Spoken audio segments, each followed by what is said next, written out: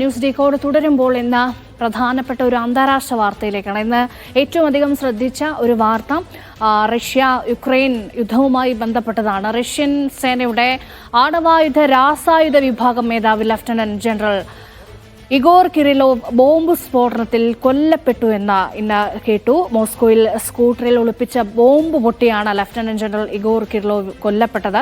കൊലപാതകത്തിന്റെ ഉത്തരവാദിത്തം യുക്രൈൻ ഏറ്റെടുക്കുകയും ചെയ്തു. യുക്രൈനിൽ രാസായുധം ഉപയോഗിച്ചതിനുള്ള തിരിച്ചടി എന്നാണ് ഇഗോർ കിറിലോവിന്റെ കൊലപാതകത്തെ യുക്രൈൻ വിശേഷിപ്പിച്ചത്. അതായത് ഈ ഒരാഴ്ചക്കിടെ കൊല്ലപ്പെടുന്ന രണ്ടാമത്തെ ഉന്നത റഷ്യൻ ഉദ്യോഗസ്ഥനാണ് കിറിലോവ് എന്നുള്ളതാണ് ഈ സാഹചര്യത്തെ കൂടുതൽ ശ്രദ്ധേയമാക്കുന്നത്. അപ്പോൾ യുക്രൈനിൽ രാസായുധം പ്രയോഗിച്ചതിനുള്ള തിരിച്ചടി എന്ന് പറഞ്ഞ് ഇഗോർ കിറിലോവിന്റെ കൊലപാതകത്തെ യുക്രൈൻ ന്യായീകരിക്കുമ്പോൾ, അതിനെ അങ്ങനെ വിശേഷിപ്പിക്കുമ്പോൾ, ഈ ആണവായുധ വിഭാഗം മേധാവിയുടെ കൊലപാതകത്തിന് പ്രതികാരം ചെയ്യുമോ റഷ്യ എന്നുള്ളതാണ് ചോദ്യം. അതിന്റെ പ്രത്യാഘാതങ്ങൾ എന്തെല്ലാമായിരിക്കും, എന്തെല്ലാം സാധ്യതകൾ ഉണ്ടെന്ന് BK സുഹൈൽ വിശദീകരിക്കും. രേഷ്മ, രണ്ടാം ലോക യുദ്ധത്തിന് ശേഷം യൂറോപ്പ് കണ്ട ഏറ്റവും വലിയ യുദ്ധമായി യുക്രൈൻ യുദ്ധം പരിണമിക്കുകയാണ്. ജനുവരി 20 അമേരിക്കയിൽ ഡൊണാൾഡ് ട്രംപ് പുതിയ പ്രസിഡന്റായി അധികാരമേൽക്കാൻ പോകുന്നത്. താൻ അധികാരമേൽറ്റാൽ യുദ്ധങ്ങളൊന്നും ഉണ്ടാകില്ല എന്ന് ട്രംപ് പ്രഖ്യാപിച്ചിട്ടുണ്ട്. അതോടുകൂടി യുക്രൈൻ യുദ്ധവും അവസാനിക്കും എന്ന ഒരു പ്രതീക്ഷയിലാണ് ലോകമുള്ളത്. പക്ഷേ അതിനിടയിലാണ് ഈ കാര്യങ്ങൾ മുഴുവൻ സങ്കീർണമാക്കുന്ന രൂപത്തിലുള്ള പല സംഭവവികാസങ്ങളും ഇപ്പോൾ ഉണ്ടായിക്കൊണ്ടിരിക്കുന്നത്. ഇന്ന് കൊല്ലപ്പെട്ട ഇഗോർ കിറിലോവ് എന്ന് പറയുന്നത് റഷ്യയുടെ രാസായുധ പ്രയോഗങ്ങൾക്ക് നേതൃത്വം നൽകുന്ന വ്യക്തിയാണ്. അദ്ദേഹത്തെ കൊന്നത് തങ്ങളാണ് എന്ന് യുക്രൈൻ തന്നെ പറയുന്നു.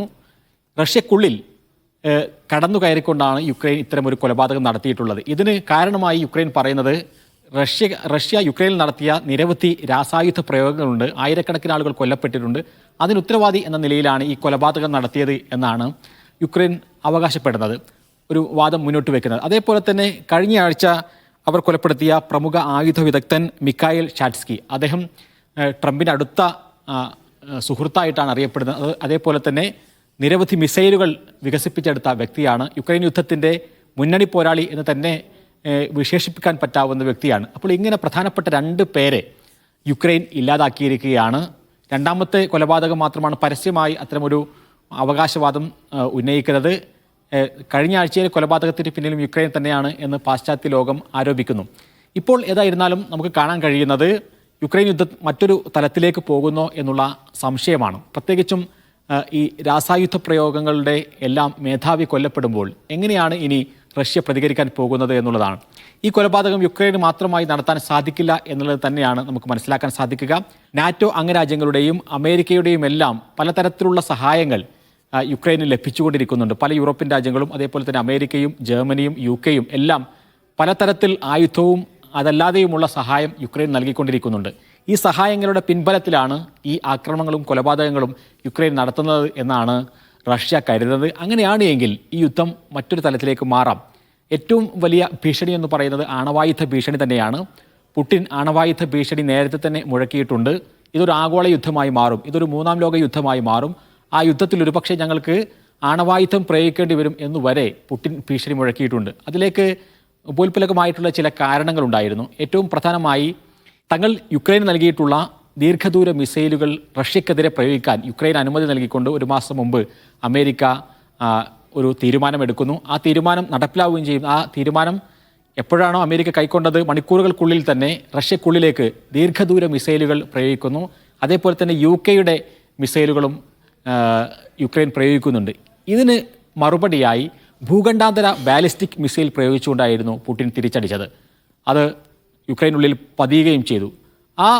അതൊരു വലിയ സന്ദേശമായിരുന്നു. അത് റഷ്യയിൽ നിന്നും അമേരിക്കയിലേക്ക് വരെ മിസൈലുകൾ അയക്കാൻ സാധിക്കാവുന്ന ഭൂഖണ്ഡാന്തര മിസൈൽ പ്രയോഗിച്ചുകൊണ്ടായിരുന്നു ലോകത്ത് തന്നെ റഷ്യ ഞെട്ടിച്ചത്. അത് ഈ ഒരു വലിയ യുദ്ധത്തിന് മുമ്പുള്ള ഒരു കാഹളമായി തന്നെ വ്യാഖ്യാനിക്കപ്പെട്ടു. പക്ഷേ കുറച്ച് ദിവസങ്ങൾ അങ്ങനെ വലിയ കാര്യങ്ങളുമില്ലാതെ അങ്ങനെ മുന്നോട്ട് പോവുകയായിരുന്നു. അതിനിടയിലാണ് ഇപ്പോൾ പുതിയ പ്രകോപനങ്ങൾ ഉണ്ടാകുന്നത്. ഇതിനെങ്ങനെയായിരിക്കും ഇനി റഷ്യ തിരിച്ചടിക്കുക എന്നുള്ളത് വളരെ പ്രധാനമാണ്. ഇപ്പോൾ റഷ്യ സിറിയയിൽ വലിയ പതനം നേരിടുകയും വലിയ തിരിച്ചടി നേരിടുകയും ചെയ്ത ഒരു സാഹചര്യം കൂടിയാണ്. കാരണം യഥാർത്ഥത്തിൽ ബഷാർ അൽ അസദിൻ്റെ പതനം എന്ന് പറയുന്നത് സിറിയക്കുള്ളിലെങ്കിലും പുടിൻ്റെ പതനം കൂടിയാണ്. ആ അർത്ഥത്തിൽ റഷ്യ വീക്കാകുന്നുവോ എന്നൊക്കെയുള്ള ചർച്ചകൾക്കിടെയാണ് യുക്രൈൻ കൂടി റഷ്യക്കുള്ളിൽ ഇറങ്ങിക്കളിക്കുന്നത് എന്ന പ്രാധാന്യമുണ്ട്. എന്ന് മാത്രമല്ല റഷ്യക്ക് ആയുധശേഖരം അവർ കുറഞ്ഞുകൊണ്ടിരിക്കുന്നു, അതേപോലെ തന്നെ ആൾബലവും കുറഞ്ഞുകൊണ്ടിരിക്കുകയാണ്. ഉത്തര കൊറിയയുടെ അടക്കം സൈനികർ രംഗത്ത് വന്നിട്ടാണ് യുദ്ധമുഖത്ത് യുക്രൈനുമായി റഷ്യ ഏറ്റുമുട്ടുന്നത്. ആ ഉത്തര കൊറിയൻ സൈനികർ കൊല്ലപ്പെട്ടതായുള്ള റിപ്പോർട്ടുകൾ കൂടി ഇപ്പോൾ വരുന്നു. അപ്പോൾ അങ്ങനെ ആകുമ്പോൾ റഷ്യക്ക് പലതരത്തിലുള്ള അപജയങ്ങൾ ഈ യുക്രൈൻ യുദ്ധത്തിൽ ഉണ്ടാകുന്നുണ്ട്. ഒരാഴ്ചക്കകം യുക്രൈനിലേക്ക് കടന്നു കയറി കിയവ് കീഴടക്കാം എന്നുള്ളതായിരുന്നു റഷ്യയുടെ ഒരു മോഹമെങ്കിൽ ആ മോഹം ഇപ്പോൾ നടക്കുന്നില്ല. മറുഭാഗത്ത് ഈ യുദ്ധത്തെ സജീവമാക്കി നിലനിർത്തുന്നത് അമേരിക്ക തന്നെയാണ് എന്ന് നമുക്ക് പറയേണ്ടി വരും. കാരണം ഈ യുദ്ധത്തിൻ്റെ പ്രധാനപ്പെട്ട കാരണക്കാർ അമേരിക്കയും നാറ്റോയുമാണ്. കാരണം റഷ്യക്ക് അകത്ത് അല്ലെങ്കിൽ റഷ്യയുടെ അതിർത്തിയിൽ ഒരു നാറ്റോ താവളം ഉണ്ടാക്കുക എന്നുള്ളത് അമേരിക്കയുടെയും നാറ്റോ അംഗരാജ്യങ്ങളുടെയും ഒരു ആഗ്രഹമായിരുന്നു. ആ ആഗ്രഹത്തിന് യുക്രൈനെ വശംവദരാക്കുക എന്നുള്ളതായിരുന്നു നാറ്റോയുടെ ഒരു താല്പര്യം. ഈ കാരണത്താലാണ് യഥാർത്ഥത്തിൽ ഈ യുക്രൈൻ യുദ്ധം തന്നെ ഉണ്ടാകുന്നത്. അല്ലാതെ ഒരു ഒറ്റയടിക്ക് റഷ്യ യുക്രൈന് നേരെ നടത്തിയ ഒരു ആക്രമണമല്ല ഈ യുക്രൈൻ യുദ്ധം. ഏതായിരുന്നാലും ഇനി എങ്ങനെയാണ് ഈ യുദ്ധം വികസിക്കുക, റഷ്യ ഈ ആക്രമണങ്ങളോട് എങ്ങനെയാണ് പ്രതികരിക്കുക, അങ്ങനെ പ്രതികരിച്ചാൽ തന്നെ നാറ്റോ അംഗരാജ്യങ്ങളും അതേപോലെ തന്നെ അമേരിക്കയും എല്ലാം യുക്രൈന് ഏത് തരത്തിലുള്ള സഹായങ്ങളാണ് നൽകുക, ജനുവരി 20 വരെയുള്ള ഒരു മാസക്കാലം അതൊരു പക്ഷേ ഈ യുക്രൈൻ യുദ്ധത്തിൽ വളരെ നിർണായകമായിട്ടുള്ളൊരു സമയം തന്നെയാകും.